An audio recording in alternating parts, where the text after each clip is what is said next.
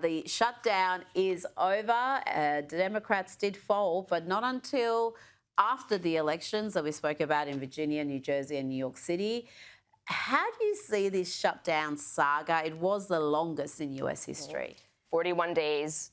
The second longest was in Trump's first term. I'm sure that's not a coincidence, 35 days. I see it as two things. One is performative. Yeah. All of politics is performative. Everybody's playing a part, even this alleged civil war that's going on between the Democrats right now, and they're angry with the 8 who caved, quote unquote. They all know it, and they're all deciding what role to play. That's my view.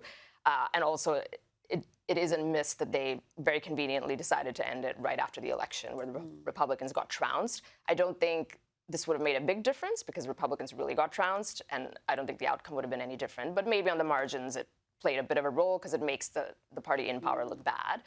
The second thing is it's temporary, so it's only until the 30th of January. So in very short order, after Christmas, we're going to be back here again, and another shutdown could very well be looming. And that's why this whole discussion about whether or not to abolish the filibuster is facing growing calls. A lot of people want that. It's very controversial. It could lead to short-term gain with long-term pain. There's one view for the Republicans. The other view is you're in power now. You may not be in power for much longer. So go for maximalist strategy, and I think we're going to see that debate continue to bubble because the shutdown saga is going to be back again on the front pages February 1st. Well, did they achieve what they wanted to? Did they get a bump going into these elections? Is it something that they will look back on and say, yep, it served a purpose and, we can expect to see it again? I think a little bit on the margins. Just the margins were so high, though, with how the Democrats defeated the Republicans that they probably would have won that maybe by a little bit of a lesser margin. I don't see the outcome being fundamentally different because it does make the Republicans look bad. And the other problem is the sticking point in this whole shutdown was Obamacare and whether to have those subsidies extend. Should they extend when we know so many illegals are taking advantage of the system? And it's so crazy because that was decades ago when Obamacare was put into place, and now these subsidies are going to expire. And the average person doesn't know all this and won't pin the blame on Obama, who's been out of office for multiple terms. It will get hung around Trump's neck. So in that sense, you could say that the Democrats did succeed a little bit, but they've also paid a price, and there's a bit of a civil war in their own party.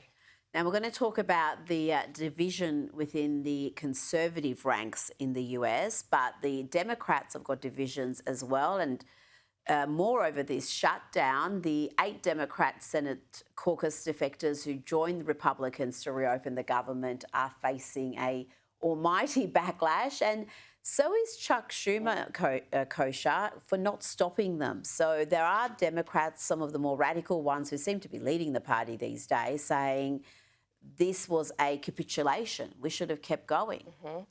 Yes, and most of those are from purple moderate states to even red states where there's somehow a Democrat in power. So they're a little bit, in terms of their personal political situation, more vulnerable. But the Chuck Schumer thing is interesting because he wasn't able to whip them all into place. And on a personal level, many people are speculating that at some point sooner, if not later, AOC is going to challenge him for that Senate seat in New York. And that's just very interesting, where she is on the rise in some way with where that party is. He's ostensibly of kind of the old guard, Nancy Pelosi retired, et cetera. So that's going to be very interesting. And everybody's watching if he's going to just preemptively announce his retirement like Nancy Pelosi or risk a possible challenge from AOC. And what an incredible job Nancy Pelosi has done to increase her own personal wealth during her time in public office. You look at what her salary was during that period and how her net wealth or net asset position has increased. It is quite remarkable. So if she can have any stock tips she wants to impart, I will be following them very religiously. She's Warren Buffett trapped in the body of a congresswoman, that's what I say. Absolutely.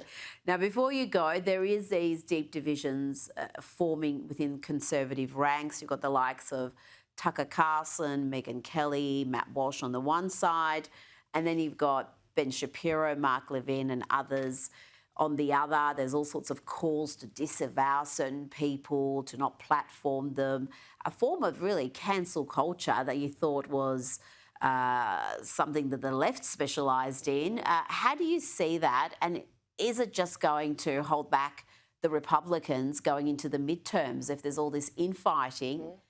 in the Conservative ranks. It's not helpful, and Republicans always were famous for having this circular firing squad, they used to say, and the Democrats, say what you will, they're very united generally, and they put on a united front, so it's certainly not helpful.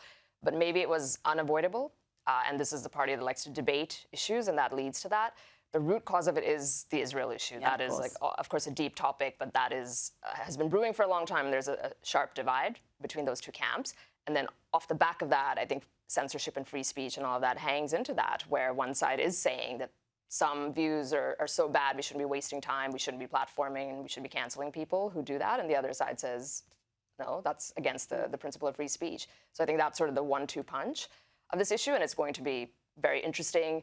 The last thing I will say on that is that the side against Israel, or at least not against, but kind of neutral and feels like the U.S. has done enough, is ascendant, because everybody under the age of 30 is on that side. I would say the Tucker, Matt Walsh side of the camp. And so that is the side growing, and the side that favors Israel is literally dying out of the electorate. They're the elderly people, 70 plus. So this is not going to end. That is in itself a topic we've discussed previously, because some of the polling that's come out, and I don't know if that polling will change now that the war is over, but certainly there were dramatic shifts in the public opinion towards Israel across the board. And with younger people, the shifts were enormous from memory, 40, 50 points. So right, in such a short period of time. In a few years. So that is certainly something I think would be concerning a lot of people. But yeah, we'll keep watching that debate. Kosha Gada, thank you so much for your time tonight.